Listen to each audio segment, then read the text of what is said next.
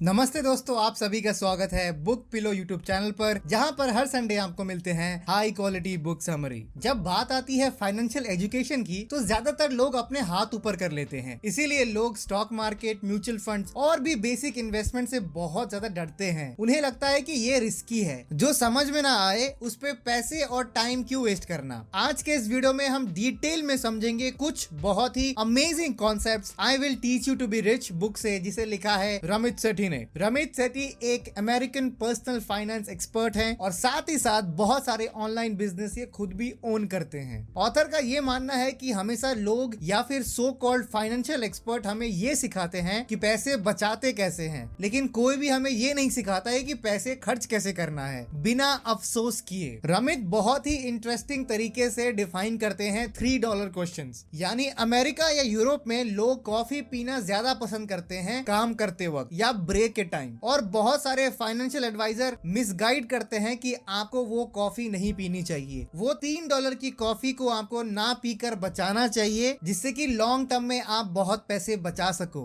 उनका ये मानना है कि हम $3 माइंडसेट को क्यों फॉलो करते हैं, क्यों नहीं हम $30,000 माइंडसेट के बारे में सोचे। और इस बुक में उन्होंने सारी अमेजिंग एडवाइसेस शेयर की है, जिससे कि हम फाइनेंशियल फ्रीडम की ओर बढ़े और गिल्ट फ्री स्पेंडिंग करें। यानी जो भी आपके सपने हैं आप उन पे खर्च कर सको बिना दुखी हुए। पहला प्रिंसिपल जो मैंने इस बुक से सीखा वो है stop blaming others for your financial problems. Ramit कहते हैं कि हम सब हमेशा दूसरों को जिम्मेदार समझते हैं अपनी फाइनेंशियल प्रॉब्लम के लिए। आपने अक्सर लोगों को ये कहते हुए सुना होगा कि मैं आज गरीब हूँ अपने बिजनेस पार्टनर की वजह से, या फिर मेरे माता पिता ने मुझे उस क्वालिटी की एजुकेशन ही नहीं प्रोवाइड करी जिससे कि मैं अमीर बन सकूं। और ऑथर ये भी कहते हैं कि हम हमेशा दूसरों की बेकार एडवाइसेस लेते हैं जब बात आती है पैसों के बारे में। हमें स्मॉल सेविंग्स पे ध्यान नहीं देना है, बल्कि हमें उस सेविंग पे ध्यान देना चाहिए जिससे कि आपकी लाइफ बेटर हो, वर्स नहीं। अगर आपका ऑफिस आपके घर से 5 किलोमीटर दूर है और आप कुछ पैसे बचाने के लिए पब्लिक ट्रांसपोर्ट यूज नहीं करते हो, बल्कि आप पैदल ही जाते हो धूप में, तो ऐसी बचत से आपको कोई फायदा नहीं होगा। क्या आपने कभी ये सोचा है कि काश मेरे पास और पैसे होते, काश मैंने अच्छे कॉलेज से पढ़ाई की होती, काश मैंने ज्यादा मेहनत और लगन से काम किया होता, तो आज मेरे पास भी बहुत सारे पैसे होते और मैं रईस कहलाता। ऑथर इसीलिए ये कहते हैं कि आप अपने सारे एक्सक्यूजेस देना बंद करो और अपनी फाइनेंशियल रिस्पॉन्सिबिलिटी लो। यानी जो पास्ट में हो गया है उसे भूल कर उससे एक्सपीरियंस लेके अभी सही डायरेक्शन में अपना दिमाग को लगाइए, जिससे कि आप अपने फाइनेंशियल फ्रीडम की ओर बढ़ सको। दूसरों को ब्लेम करने से आपके पैसे नहीं बन रहे हैं।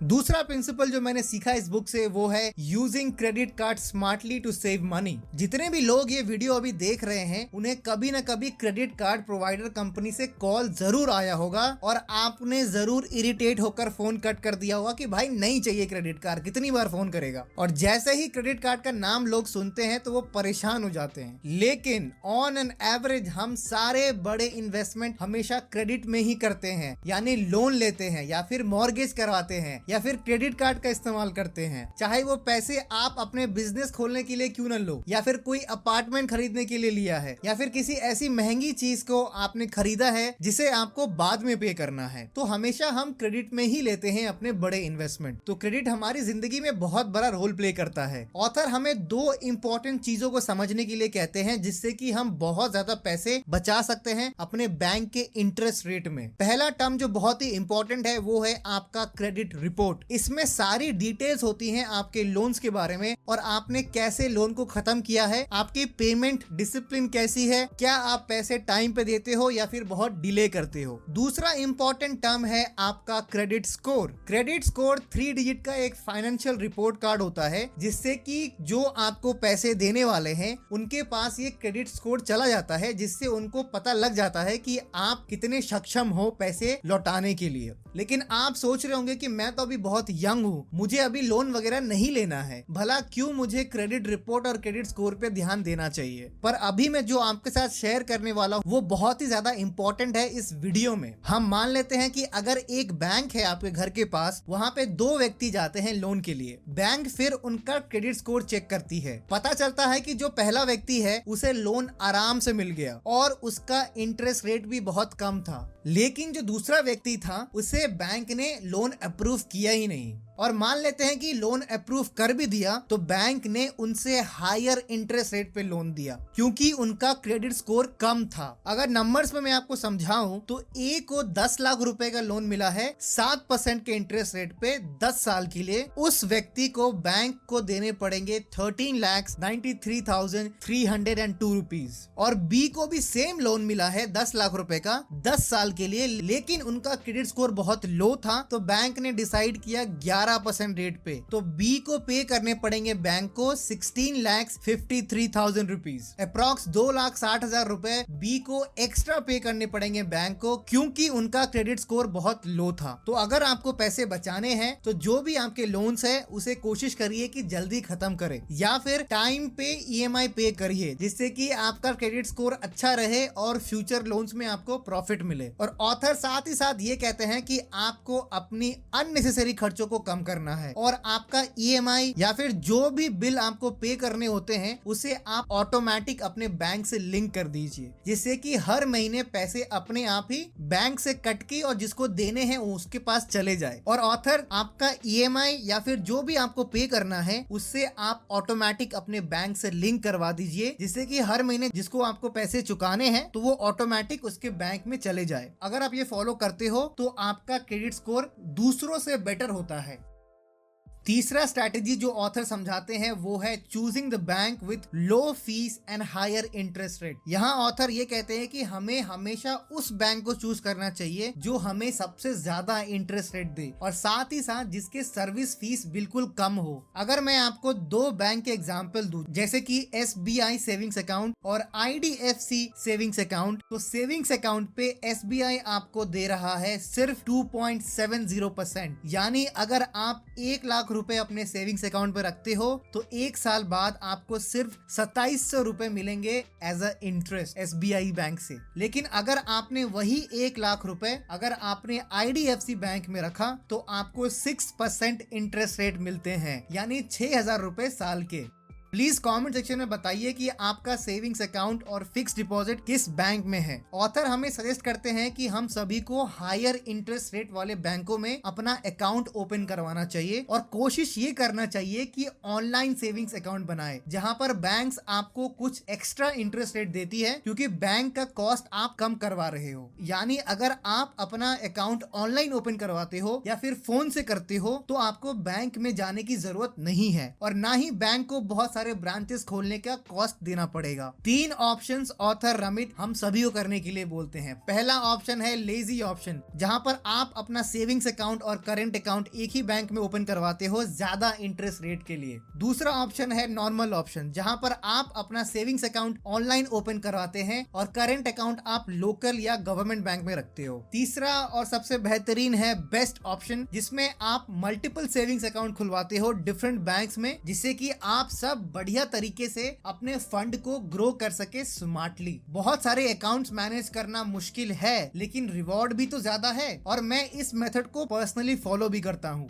चौथा स्ट्रैटेजी जो मैंने इस बुक से सीखा वो है conscious spending plan. Conscious spending का मतलब होता है कि आपको अपने सारे कॉस्ट आइडेंटिफाई करने हैं और उन खर्चों में से जो आपकी लाइफ में कोई वैल्यू ऐड नहीं करता उसे आपको बंद करवाने हैं और जो आपकी लाइफ में कुछ पॉजिटिव इंपैक्ट क्रिएट कर रही है उसे आपको कंटिन्यू करना है। जैसे ऑथर के एक दोस्त ने सस्ते अपार्टमेंट में शिफ्ट किया प्रमोशन के बाद क्योंकि उनके लिए 3-4 रूम्स मैटर नहीं करते बल्कि कैंपिंग और नेचर में रहना ज्यादा पसंद था उन्हें। इसीलिए ऑथर रेकमेंड करते हैं कि आप एक $50 इन्वेस्टमेंट अकाउंट खोलो जिसमें आपको हैबिट बनानी है कि म्यूचुअल फंड्स या फिर स्टॉक्स पे आपको इन्वेस्ट करनी है उन $50 में से। अगर $50 शायद बहुत ज्यादा है आपके लिए तो फिर आप सिर्फ 1,000 रुपए ही इन्वेस्ट करिए, लेकिन कोशिश ये करिए कि आप खुद रिसर्च करके आप उस 1,000 रुपए को म्यूचुअल फंड्स या फिर स्टॉक मार्केट में लगाएं। इससे ये होगा कि आप एक बेहतर इन्वेस्टर बनते जाओगे। कॉन्शियस स्पेंडिंग प्लान कुछ इस प्रकार है। 60% आप फिक्स्ड कॉस्ट पे लगाएं जैसे कि रेंट, खाना पीना, घूमना फिरना, इलेक्ट्रिसिटी।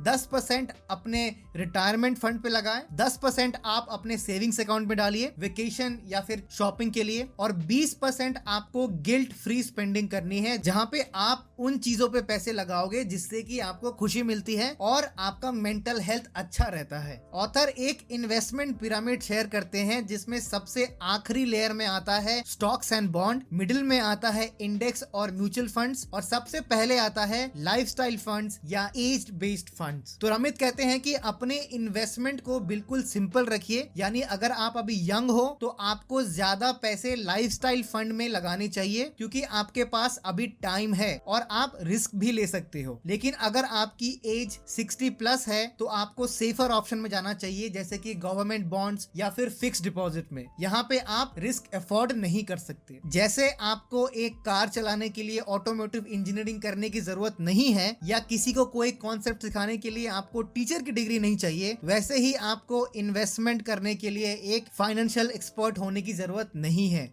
तो अगर इस वीडियो को सम अप करूं तो दूसरों को ब्लेम नहीं करना है अपने फाइनेंशियल प्रॉब्लम के लिए, बल्कि आपको खुद रिस्पॉन्सिबिलिटी लेनी है। दूसरा, क्रेडिट कार्ड को स्मार्टली यूज करिए और अपना क्रेडिट स्कोर को अच्छा रखिए, जिससे कि लॉन्ग टर्म में आपके पैसे बचे। तीसरा, उस बैंक को चूज करें जो आपको ज्यादा इंटरेस्ट रेट दे और जिसकी सर्विस कॉस्ट भी कम हो। चौथा, कॉन्शियस स्पेंडिंग करना है आपको, और साथ ही साथ आपको इन्वेस्टमेंट बिल्कुल सरल रखना है। तो आज के वीडियो के लिए इतना ही।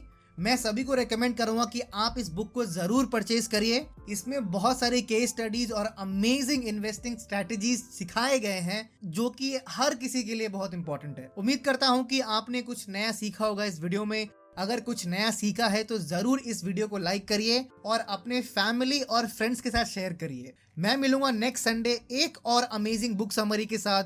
तब तक के लिए कीप रीडिंग, कीप ग्रोइंग।